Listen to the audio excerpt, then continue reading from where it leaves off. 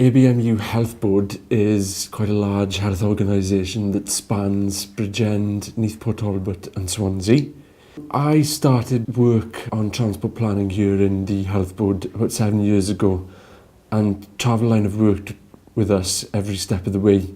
The younger generation of our patients and staff tend to actually use the apps, or they tend to use the website. The older generation tend to use the bilingual call centre, which really helps simply because patients and staff can get up-to-date travel news at their fingertips. We've really used Traveline a lot in the sense that they've offered us postcode mapping, site audits, so making sure that we're surveying staff and patients regularly. We've also used them for travel champion training, which has been really helpful. Those call centre staff have been trained to actually give over Traveline website details, the call centre, etc. I've used it a few times. It's good, it's really efficient.